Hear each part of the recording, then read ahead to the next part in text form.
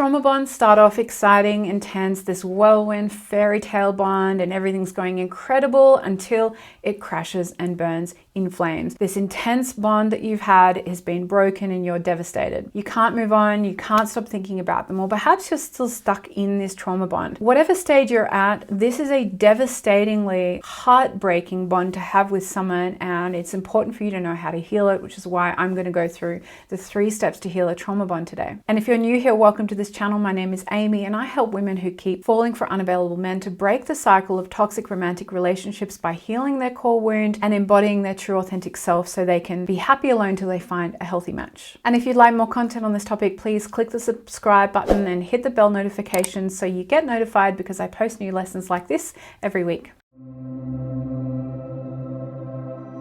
Before I begin, Heal Your Heart School is open for enrollment, so if you'd like to know more about how to work with me, just stick around to the end of this lesson. So before I dive into the steps, let's just identify what in fact is a trauma bond. A trauma bond is an intense, dramatic bond with someone who rejects you in some way, okay? There's always that dynamic and that element of rejection. You might have an idea that they are your soulmate or they're your twin flame, and that's kind of what bonds you cyclically to them. But there's always that reason that you can't be together, or they're not your ideal partner. They might be an alcoholic, there might be some reason they always have to pull away. Now, a trauma bond is experienced so heartbreakingly, shatteringly deep in the body because it actually mimics our earliest experiences with our primary caregivers. Now, I've been trauma bonded too, and I didn't have any specific trauma in my childhood. So you can have a background of really small little t trauma in your life and still form a trauma bond if that kind of pattern grows and grows in your adulthood, which was the case for me. Or if you have a significant trauma earlier on, perhaps a parent was an alcoholic, or they were significantly emotionally unavailable in some way, or there was a divorce or a death in the family, or one of them left or abandoned you, those significant events too can create an imprint in the body of trauma that you're then subconsciously trying to heal through your relationships. So when you end up trauma bonded with someone, that subconscious part of you is actually trying to heal your earliest experience of trauma through the present day relationship. So trauma bond is not experiencing trauma with someone and bonding through that traumatic experience. No, it's the internal trauma that you've experienced in your past coming up and trying to heal itself through the dynamic with someone else. So if you had an alcoholic father when you were very young, you're going to naturally attract someone who's an alcoholic, perhaps in your adult relationship, and you'll try to heal that little girl inside that was hurt so much by her father in that present relationship. Now, the signs that you are experiencing a trauma bond is actually acknowledging that there is this younger part of you that is just trying to get them to love you, trying to get them to choose me, right? We have this fixation on being chosen and being loved. And it can kind of feel like we are going into a younger part of ourselves, or we're going into a limbic part of ourselves where we lose control and we just kind of become a crazy mess and we're acting like we were 2 or 3 years of age. That's because the part of us, the energy that's taken over, is that initial core wound that has been formed by the earliest experience. It's now manifesting and you're regressing to that age emotionally. Think of that little young girl who's trying to get their parents' attention, trying to get their love, trying to get their affection. That's the kind of game that you'll be chasing with someone that you have a trauma bond with. Now, trauma bonds can be incredibly scary and damaging because you feel out of control. You are an adult, but a younger part of you has taken over and is making the decisions and has no discernment about what is okay and what is healthy and what is safe for you. So you can often find yourselves in very unsafe environments. And unfortunately, our subconscious and this wounded part of us often chooses the worst possible match for us because our wound significantly affects our discernment and our filter when we're meeting people. And you might have met this person you're in a trauma bond with and just felt like you had no choice over the bond at all because it was just so magical to begin with. There's no way that we can't be bonded, right? It just felt so magnetic at the start. Now, in my experience of my trauma bonds, and I've had a couple over the years, was that my wound was coming up and choosing these people. And I had that magical, like often it was about 6 weeks or 2 months, and then the first rupture happened, and then they were somehow showing themselves to be unavailable, and I started to chase My wound was trying to prove itself, like it was taking them on as a challenge, right? Interestingly, when I look back historically on the types of partners I was choosing, my wound was choosing, I should say, I was choosing increasingly more unhealthy matches for myself, because it was like I wanted to give myself more of a challenge to turn them around and to heal them and to look after them and give them all that healing, when I was actually trying to heal a part within myself. I needed to do that work on myself, but I had no idea about any of this. And I honestly believed and stayed in all those relationships because I thought the connection was worth it all. That was the sticking point for me, and I see that in my clients. It's this belief that the connection is worth it, and that comes with that. They are the one, they are my soulmate, they are my twin flame, right? That narrative is a massive red flag that you've got a trauma bond going on. Now, when there was that dynamic of they can't be with me, you know, we can't be together because of X, Y, and Z, I just took that up as more of a challenge, that if I sacrificed myself more, if I gave up more of myself, then they would change. They would realize how much they love me, my love would heal them, everything would be roses and unicorns and things. But what was actually going on was I was in a really scary downward spiral of self-abandonment, right? The more I was chasing them, the more I was trying to give into the relationship, the more I was taking away from myself. So the self-abandonment got incredibly dire. I lost my identity. I had no self-esteem. I had no self-confidence. I remember waking up one day, I'd been holding it together all year for a relationship that had lasted for 3 years, and it was my birthday this day, and I could not hold it together on this day. Out of all the other days on my birthday, finally I kind of woke up to the fact that this is not okay. I deserve more. I'm a great person. It was absolutely shattering, and I got help. I went through these steps and I was able to end it and heal. So how do we go about actually healing a trauma bond? Now, a caveat here, and this is probably going to be the hardest step for you all, is to go no contact. It is a given that you need to have no contact with this person. Those of you that are co-parenting with this person, you'll need to work out boundaries and mediators and all those things so that you can have a period of no contact with this person. Those of you that don't have any of those reasons to stay in contact with them, you need to go no contact. None of this is okay anymore, and you need to cut it off. Surround yourself with friends, coaches, therapists, do whatever it takes to get into the discipline and the habit of saying no, saying no, saying no, because the tendency is for them to keep reaching out to us, right? To keep asking from us, to keep that line in. There is no reason you need to keep a line in with a person that has hurt you to this degree ever again. Even if their world is burning down, and this is generally what kept me involved, even if their world is burning down and they need a lawyer and they've been sued and this has happened, and like I could list all the reasons why I tried to stay before, none of those reasons are okay. That person is an adult. They need to surround themselves with a support network now, because you are no longer their support network, okay? So these steps are a follow-on from what to do after you have gone no contact. And the first step, and this is the most important step to do, and this is how I healed my trauma bond, is grief. Grieving the fantasy of the relationship I thought I had that I never had. And in fact, I needed to grieve not only this past relationship, but all the relationships before that as well. Because when I'd left all those other ones, I just leapfrogged to the next person. I just switched out the person and continued the pattern again and again. So when I finally stopped the pattern in its tracks and started to actually heal, I had this whole chain of relationships and feelings that had been unresolved and unhealed in my body, and I had to do that. So you need to grieve the fact that a trauma bond is not real at all. It feels real, right? You've got all the emotions and the chemicals and everything coming up, but it is a hollow bond. There is nothing real and concrete about us. You've placed attention and energy onto areas that do not actually form a healthy bond with someone.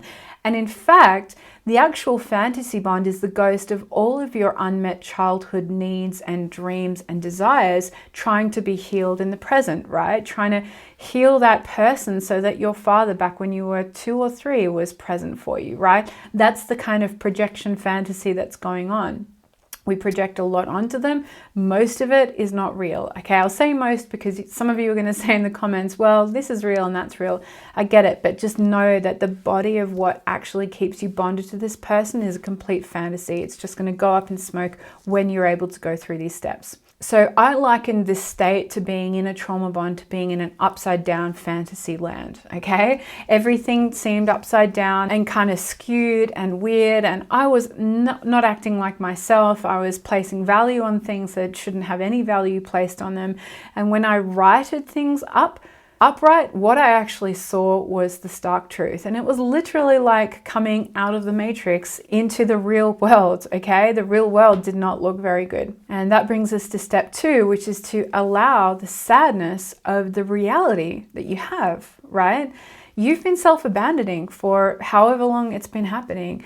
You need to allow yourself to crack open to this sadness. And look, I know this sounds harsh, and I don't obviously want to bring you any more pain than you need to, but this is actually pain you've been running from, and it's time to turn around and look at it and take responsibility for it, because you've been avoiding it for this long, and you've been doing it out of safety, right? This is a safety mechanism you learned since you were very, very young. It blocked the reality, the harsh reality of whatever earliest relationships imprinted on you, but now in your adulthood, it's keeping you from having healthy, safe, intimate relationships. So make reality your best friend. Commit to reality and enlist whoever you need to help you. I was alone when I went through this. I didn't have anyone to talk to, but I got a therapist, I got some coaches, and I started to really unpack with them what was actually going on. So get clear on the data, the cold, hard facts, what he's done, what's being said, what the situation actually is, what are all the moving parts, and write it all down.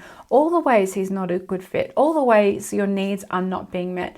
Then write down also what you feel you are getting met and how he is a fit, and compare the two, right? Look objectively at that list. And if you can't look objectively at it, get a friend to look at it and talk through it with you. Or look at it as if a friend came to you and said, hey, do you think this guy is a good fit for me? And you'd look at it and be like, oh my God, no, right? You wouldn't let a person you care deeply about be in this relationship and make this okay, right? This is clearly not. So you're letting yourself do this because you have this deep wound in you that has created a fantasy to keep you safe, but it truly believes that you're not worthy of love, and that's why you're accepting it and putting up with it. So you've got to get into this space of reality and allow yourself to stay there. And the third step is probably the most important step, and as I've alluded to in the second step, you have a core wound that's running this whole fantasy show. You now need to come into relationship with this part of you, this core wound. This core wound is a young, scared, lonely, afraid, and confused part of you. It's just as young, lonely, scared, afraid, and confused as it was when you were 2 or 3 and first experiencing abandonment or rejection in some way for the first time. That part of you hasn't been allowed to mature, heal, and grow at all. And you might know of this part of you as the wounded inner child. And if you experience any emotions or feelings coming up while I'm talking to you on this video, or while you're feeling those feelings, you might identify them to live in your heart. This is often the core of where the abandonment wound lives, or in the throat, or in the gut. Those 3 centers are often where this energy is frozen. So as I said, that energy is frozen at that age, and when you're triggered, when something happens in this trauma bond and you lash out, you actually regress to the age at which that wound was first formed. So think of it as like a big frozen ice block, energetically and emotionally and physically as well, in your body in that place, that then takes over when it gets triggered. This part of you, this wounded inner child, does not need to be chosen by this person you're in a trauma bond with. It doesn't need to pursue them. It doesn't need any of those things that you're doing right now. The only person it needs is you. It needs the part of you that is the wiser, more mature self, and I often call that the inner parent, to soothe this younger self. And this is an internal process that happens. She needs to be seen, heard, and understood and loved in the ways that she wasn't when she was young. We can learn how to do this consciously as adults, and we can begin to have this relationship and grow a relationship together, right? This doesn't happen overnight, but actually stopping contact, starting these steps, and beginning to get into a relationship with your core wound is going to allow you from this point forward to grow into relationship with this part of you that needs you. Because up until now, you've actually been abandoning her. You've been self-abandoning this part of you, right? You've been ignoring all those strong emotions that have been coming up until they get too much and they blow up, right? And you've been seeking outside of yourself for love and validation. And this trauma bond, in my experience, is a perfect vehicle to think, wow, I finally found the one. I'm going to finally experience all that love that I finally deserve. But that vehicle was obviously, unhealthy, and I wasn't receiving what I'm truly worthy of. And I wasn't able, and I didn't know how to give that to myself. Now, I know people say that you need to be able to love yourself before you can love another. I don't agree with that kind of black and white mentality, but you need to learn how to start to love yourself before you can have a healthy relationship with someone else. So notice where you self-abandon, obviously in this bond with this person, but also in your life in general, right? Where else are you self-abandoning? What emotions are you running from? You need to create a space to feel into and expand into the emotions of discomfort and increase your window of tolerance to do so. Now, once you've had that space from that person, you've been able to start going through these steps. The next step, once that happens, is to make sure the cycle doesn't continue. Because without interception at this point in time, and this is why I'm so passionate about what I do, the cycle will continue. You will continue to keep attracting people that are emotionally unavailable, that you will trauma bond with. You'll be just operating like a car in the night with headlights, and whoever you happen to kind of pin on that feels familiar to you, you're going to bond with them again, and you'll just be in this same relationship. I know that because I used to do that. So you need to ensure that the cycle doesn't continue. So I want you to address your own patterns, your own emotional unavailability that's causing you to get into these bonds in the first place, right? Because this pattern will continue unless you take responsibility for what's going on within you. So I want you to watch this video next, the 10 signs that you're emotionally unavailable. That's going to give you a starting point of what to do. And if you want the complete 3 steps to self-love after a toxic relationship ends, which is my complete methodology that I teach in Heal Your Heart School, I want you to join me in the masterclass below. You can join me in the link in the description. I also have a Facebook group. I'd love to see you in there. I love to interact with all of you one-on-one in there. And if you do want to know more about how to work one-on-one with me in Heal Your Heart School, just click the calendar link below and submit your application for that call. Please comment below if you have any questions about this video. I would love to see you in the comments. I love to interact with you there as well. And please help this video out in the algorithm by just clicking that like button. Honestly, like buttons are my love language. And here are some next step videos for you to follow so that you can break the cycle of toxic romantic relationships and embody your true authentic self. And for now, I will see you in the next video.